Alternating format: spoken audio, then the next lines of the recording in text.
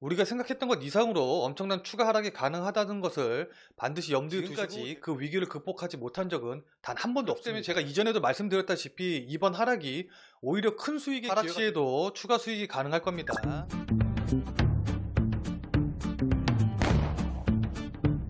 안녕하세요. 근본 있는 투자생활 근투생의 김민우 전문가입니다. 자, 오늘은 일단 차트부터 먼저 보고 말씀드리도록 하겠습니다. 이전 영상에서도 말씀드렸다시피 고점 자리 부근에서 이런 식으로 헤드앤숄더 패턴을 만들고 나서 급락하는 모습을 보여주었습니다. 다행히 최근에 이런 반등이 나오면서 이 부분에 하락 갭을 메꿔주는 모습을 좀 기대를 했었는데 아쉽게도 다시 조정을 받으면서 계단식으로 하락할 가능성을 열어둔 상황입니다. 기술적이나 아니면 여러가지 상황을 본다고 하더라도 만약에 직전 저점을 깨고 내려가는 흐름이 나온다고 하면은 우리가 생각했던 것 이상으로 엄청난 추가 하락이 가능하다는 것을 반드시 염두에 두시고 대응을 하셔야 되는 시점입니다.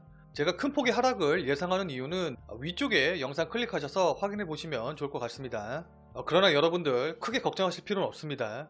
지금까지 전 세계적인 금융위기가 수차례나 있었음에도 불구하고 지금까지 그 위기를 극복하지 못한 적은 단 한 번도 없습니다. 대표적인 금융위기 몇 개만 좀 예를 들어보면은 1997년도에 IMF 경제위기가 있었었죠. 이때 코스피 지수 차트를 좀 보면은 800선 근처에서 움직이던 주가가 단기간에 277포인트까지 약 65%가 급락을 했었는데 바로 반등이 나오면서 1000선 근처까지 올라갔죠. 저점 대비해서 1년 만에 3배 이상 상승을 해 주었습니다.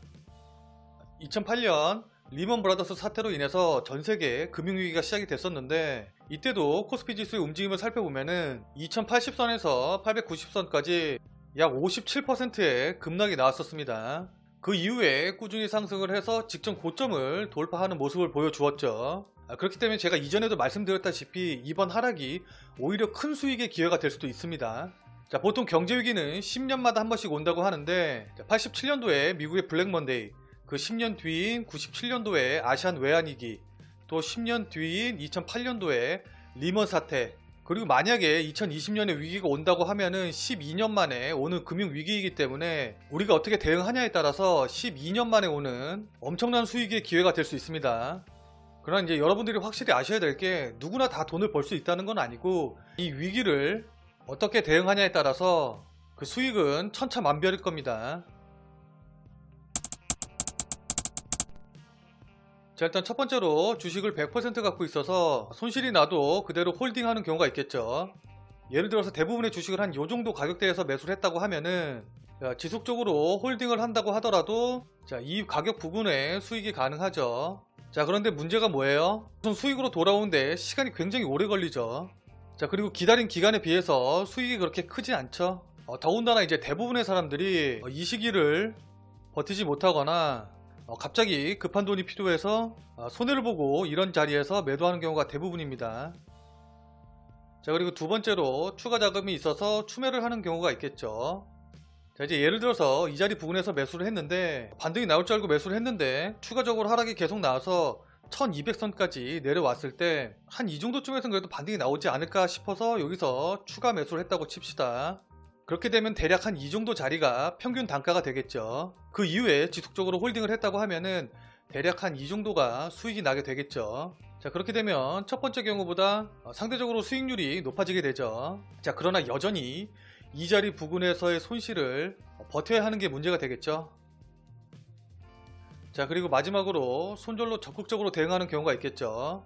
자, 예를 들어서 똑같이 이제 이 자리에서 매수를 했다고 치고 직전 저점을 깨고 내려오는 이 자리쯤에서 손절 처리를 했다고 칩시다. 자, 그렇게 되면 이 가격만큼이 손실이 되겠죠.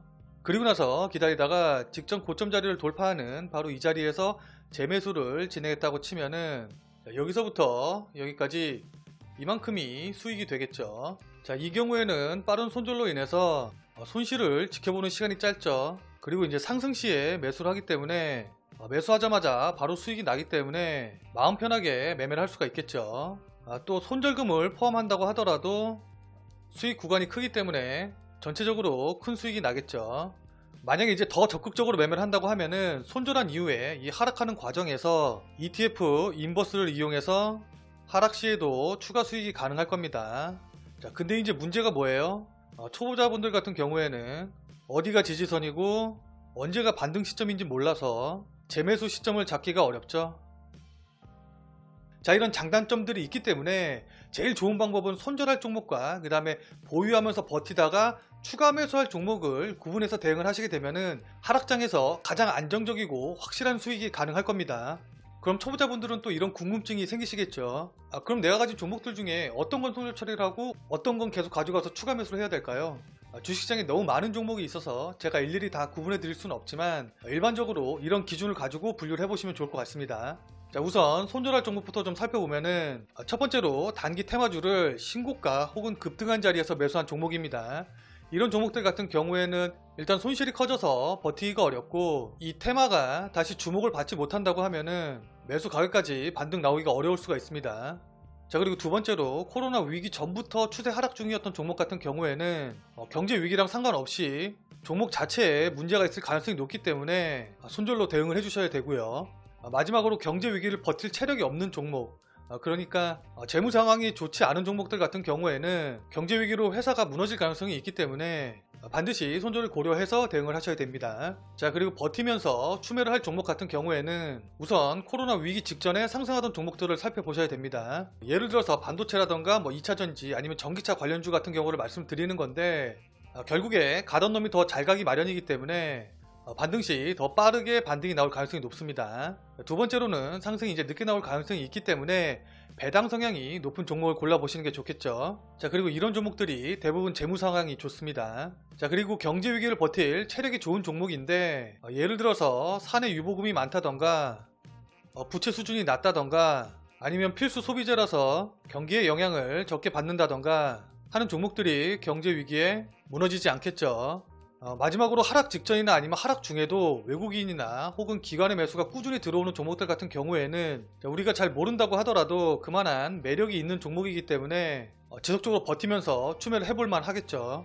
주식 초보라서 설명 들어도 이제 하락장에 어떤 종목을 매수해야 될지 잘 모르겠다 하시는 분들 같은 경우에는 하락장에서 줍줍해야 될 종목들을 차례로 소개시켜드리는 시리즈를 찍어서 올릴 예정이니까 구독하셔서 다음에 올라오는 영상 확인하신 다음에 관심 종목에다 놓고 지켜보시면 좋을 것 같습니다. 말씀드린 것처럼 이번 하락이 우리들한테 기여가 되는 것은 사실이긴 한데 솔직히 말씀드려서 그냥 큰 위기 없이 지속적으로 상승만 해준다고 하면 그게 제일 좋을 것 같습니다.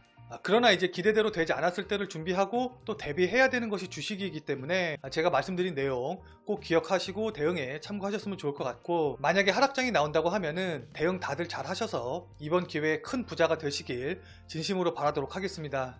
그리고 대응이 어려우신 분들을 위해서 지속적으로 영상 찍어서 올려드릴 예정이니까 제 영상에도 관심을 가지고 지켜봐 주시면 감사하겠습니다.